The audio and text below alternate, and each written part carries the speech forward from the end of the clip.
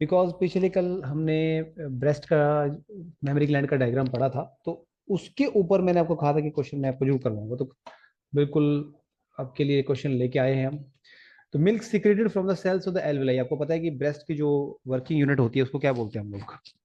Breast की working unit को हम बोलते हैं एल्वेलाई, बिकॉज वहीं पे मिल्क बनता है प्रोलैक्टिन हार्मोन की वजह से। सो आपसे पूछा गया है कि जो मेमोरी लोब के अंदर जो एल्वेलाई होता है, वहां से मिल्क कैसे निपल्स तक पहुंचता है। मतलब आपसे सीक्वेंस पूछी जा रही है कि कैसे पहुंचेगा वो। तो आपने जैसे पिछले कल ब्रेस्ट का जो डायग्राम पढ़ा था, उसको अगर हम सिंपलीफाई करके फ्लो चार्ट की फॉर्म में मैं आपको समझाऊं, बट डायग्राम तो आप सभी को पता है कि एनसीईआरटी में भी गिवन है, बट उसको फ्लो चार्ट की फॉर्म में आप याद करें तो ज्यादा बेहतर होगा। तो हमने कल पढ़ा था, फिर से एक बार रिवाइज कर लेते हैं कि एल्वेलाई में, एल्वेलाई जो कि मेमोरी लोब के अंदर होता है, और एक ब्रेस्ट के अंदर तकरीबन 15 से 20 मेमोरी लोब होते हैं, उनकी वर्किंग यूनिट एल्वेलाई होती है जहाँ पे मिल्क बनता है। वहां से निकल के जाएगा आपका मेमोरी टिब्यूल में मिल्क, फिर मेमोरी टिब्यूल से निकल के जाएगा मेमोरी डक्ट में, मेमोरी डक्ट से निकल के जाएगा मेमोरी एम्प्यूला में, देन आफ्टर दैट यहां से मिल्क निकल के जाएगा लैक्टिफरस डक्ट में, एंड उसके बाद फाइनली वो पहुंच जाएगा निपल्स के पास, जो कि सराउंडेड होता है एरियोला ब्राउन टिश्यू से। एनसीईआरटी के डायग्राम में ये कमी है कि बस उन्होंने मेमोरी ट्यूब्यूल नहीं दिखा रखा। वो आप वहाँ पे शो कर सकते हो, मैंने कल पूरा डायग्राम आपको लेबल करके बताया था, वो हमारे सामने भी यहाँ पे अवेलेबल है, अगर आप देखना चाहते हैं एक बार फिर से।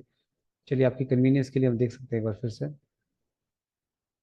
ये वो डायग्राम था जो उसकी हम बात कर रहे हैं। तो आप ये क्लियरली यहाँ देख सकते हैं, ये एल्वेलाई है आपका, और एल्वेलाई के बाद हमारा, हमने यहाँ पे मेमोरी ट्यूब्यूल दिखाया था आपको। जस्ट इसके आगे मेमोरी डक्ट से जस्ट पहले मेमोरी ट्यूब्यूल होता है। ठीक है, तो मतलब ये हम डायग्राम यहाँ पे एक बार फिर से आपको दिखा सकते हैं। ठीक है, तो आप यहाँ पे इसको विजुलाइज करके आप समझिए बेहतर कि ये क्या पूछ रहा है इस क्वेश्चन में आपसे। तो कुछ नहीं, आपसे बेसिकली ये पाथ ऑफ मिल्क पूछ रहा है कि मिल्क किस किस स्टेप बाय स्टेप कैसे बाहर निकलता है। तो एल्वेलाई सबसे पहला है, एल्वेलाई के अंदर बनता है, alveoli is the first part. Then उसके बाद मैंने आपको बताया था जस्ट यहाँ पर क्या होता है, मेमोरी ट्यूब्यूल।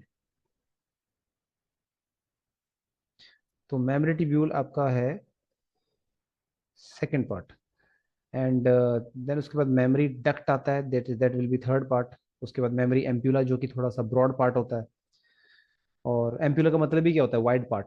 देन उसके बाद मेमोरी एम्प्यूला ओपन करते हैं लेक्टिफरस डक्ट में, और लेक्टिफरस डक्ट भी तकरीबन 15 से 20 होते हैं, जो कि निपल्स के अंदर खुलते हैं। और निपल्स में आपको मैंने बताया था बहुत सारे, तकरीबन 15 से 20 लेक्टिफरस डक्ट खुलते हैं, और हर एक पोर का साइज 0.5 mm होता है। तो basically fifth part is your lactiferous duct, and nipple is the last part, that will be the sixth part. मतलब ऐसे डायग्रामेटिकली आप इस सीक्वेंस को अरेंज कर सकते हैं। तो अब आपसे पूछा क्या है, देखिए बैक टू द क्वेश्चन। तो इन्होंने लेक्टिफरस डक्ट को दिया है एल, यहाँ पे हम क्वेश्चन के अकॉर्डिंग एल लिख लेते हैं। उसके बाद आपको सीक्वेंस मैच करने में आसानी हो जाएगी। उसके बाद लिखा है मेमोरी ट्यूब्यूल, मेमोरी डक्ट लिखा है, मेमोरी डक्ट को हम दे देते हैं एम वर्ड, अपने आप ही आंसर निकल आएगा देखो। उसके बाद फिर मेमोरी ट्यूब्यूल को टी दिया हमने नाम। उसके बाद मेमोरी एम्पुला ए। तो अगर आप सीक्वेंस देखिए, अपने आप सीक्वेंस देखिए आप, एल इस क्वेश्चन में दिया नहीं है, तो TMAL करेक्ट सीक्वेंस क्या बन रही है, टी, मतलब एल्वेलाई तो ऑप्शन में दिया नहीं है। तो एल्वेलाई से कहाँ निकल के आता है मिल्क, मेमोरी ट्यूब्यूल मतलब टी में, मैं उसका मेमोरी डक्ट में जाएगा मतलब एम, मेमोरी एम्पुलम में जाएगा मतलब ए, लेक्टिफरस डक्ट में जाएगा एल। तो what will be the correct sequence, TMAL, option A will be the answer. समझ में आ गई बच्चों बात? उसका मतलब ये है कि ब्रेस्ट के ऊपर जब भी डायग्रामेटिक क्वेश्चन आएगा, या फिर जब भी क्वेश्चन आएगा, तो आपको पाथ ऑफ मिल्क पता होना चाहिए। ये जो फ्लो चार्ट है, ये क्या शो कर रहा है, पाथ ऑफ मिल्क, मिल्क कैसे बाहर निकलता है निपल्स के थ्रू एल्वेलाई से। तो ये अगर आप फ्लो चार्ट याद कर लोगे, ऑटोमेटिकली आप इस क्वेश्चन का आंसर आसानी से कर लोगे। क्लियर है बात? डन।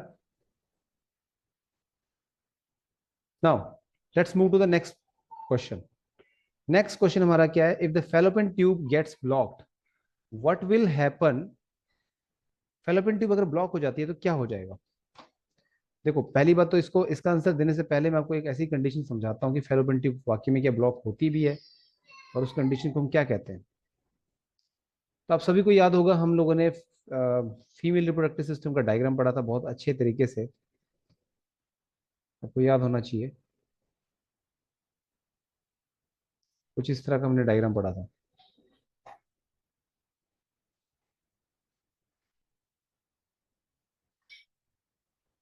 इस तरह से देखिए, ठीक है ना।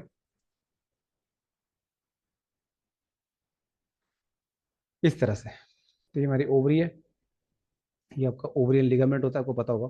तो अगर आपकी ओवरी का ये जो ओवरी तो के साथ जुड़ा है फेलोपियन ट्यूब, तो फेलोपियन ट्यूब अगर यहाँ से ब्लॉक्ड हो जाए बीच में, देखो मान लीजिए फेलोपियन ट्यूब ब्लॉक हो चुकी है,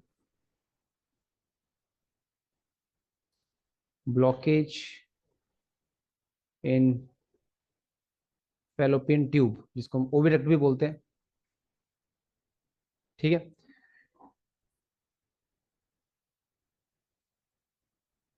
so if fallopian tube gets blocked, if fallopian tube gets blocked, then it is called as tubal occlusion. इसको हम ट्यूबल ऑक्लूजन के नाम से जानते हैं। तो मतलब ऐसी वाकई में ऐसी कंडीशन होती है, कोई ये हाइपोथेटिकल क्वेश्चन नहीं, ऐसा देखा जाता है, एक्चुअल में होता है। तो बेशक आपका एग तो यहाँ से आपको पता ही है, फिम्ब्रिया के जरिए ऑस्टियम पोर के जरिए यहाँ पे पहुंच जाएगा, एम्पुला इस्थमस जंक्शन में पहुंच जाएगा एग आपका, एग जिसको हम सेकेंडरी साइड बोलते हैं। आपका सेकेंडरी साइड यहाँ पहुंच तो जाएगा, बट वो आगे नहीं जा पाएगा, और वो स्पर्म भी जो जो स्पर्म यहाँ से आ रहा है वो स्पर्म एक्चुअली एंट्री नहीं कर पाएगा। अगर स्पर्म आ भी गया तो स्पर्म आगे जा ही नहीं पाएगा क्योंकि फेलोपियन ट्यूब तो यहाँ ब्लॉक्ड है। इसका मतलब एग फर्टिलाइज ही रह जाएगा, अनफर्टिलाइज रह जाएगा। तो it means the egg do not get fertilise by sperm, do not get fertilise by sperm as it don't reach the ampulla isthmus junction. और आपको ही पता है कि फेलोपियन ट्यूब के किस पार्ट में फर्टिलाइजेशन होती है, एम्पुला isthmus जंक्शन में होती है। तो वहां तक स्पर्म पहुंच ही नहीं पाएगा, तो फर्टिलाइजेशन का तो सवाल ही पैदा नहीं होता ना फिर। आगे बात समझ बच्चों आपको। तो इसका मतलब आंसर हमारे दिमाग में पहले ही आ चुका है। क्या होगा इसका answer, ovulation will not happen. Ovulation तो देखो होगी, ओवुलेशन से इसका कोई लेना देना नहीं है, ओवुलेशन तो हो रही है ना, देखो एग तो रिलीज कर ही रहा है वो ओवरी फेलोपियन ट्यूब के अंदर, तो ओवुलेशन तो होगी। तो ओवुलेशन ही बोल रहे, ये तो सही नहीं हो सकता, ये तो बिल्कुल गलत है। Fertilisation can occur in the uterus, fertilisation uterus में नहीं होती, पहली बात तो ये। Fertilisation will not occur as a sperm can not enter the ampulla small junction of fallopian tube, तो बिल्कुल सही है, यही आंसर आएगा सी। ये बिल्कुल हमारे इस स्टेटमेंट से मैच कर रहा है जो हमने पढ़ाया आपको। क्लियर है बच्चों बात ये, बोलिए, समझ में आ गई बात आपको। Yes sir. तो स्पर्म का पाथ ही आपने ब्लॉक कर दिया तो फिर वो आगे पहुंच ही नहीं सकता ना, और फिर सेकेंडरी साइट फर्टिलाइज नहीं होगा, सीधी सी बात है। आगे भी ओवम में कन्वर्ट नहीं होगा, और ओवम में कन्वर्ट नहीं होगा तो फिर जाइगोट भी नहीं बनेगा, तो अल्टीमेटली मतलब प्रेगनेंसी के चांस नहीं होंगे। नाउ अब क्वेश्चन नंबर जो थर्ड है हमारा बच्चों, ये अब आप ध्यान से सुनेगा। जैसे कि आपने उस दिन यूट्रस पढ़ा था और यूट्रस के आपने टाइप्स भी पढ़े थे, आपको याद होगा आपने यूट्रस के टाइप्स पढ़े थे, यूट्रस का हमने डायग्राम भी पढ़ा था, सब कुछ पढ़ लिया था उसके अंदर, पेरीमेट्रियम, एंडोमेट्रियम, मायोमेट्रियम, उसकी हमने लेयर्स पढ़ी थी। और ये नीट 2015 में ये क्वेश्चन आया था बच्चों, बहुत ही अच्छा क्वेश्चन था ये। अब देखिए एनसीईआरटी में कहीं भी ये लिखा नहीं हुआ है वैसे देखा जाए तो clearly, hysterectomy is a surgical removal of, this is the AIPMT 2015 question.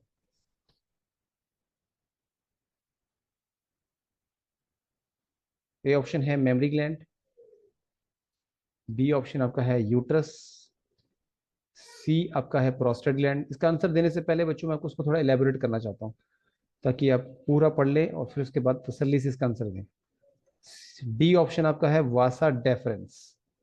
Okay, तो देखो ये बहुत ही जबरदस्त क्वेश्चन था एक्चुअली।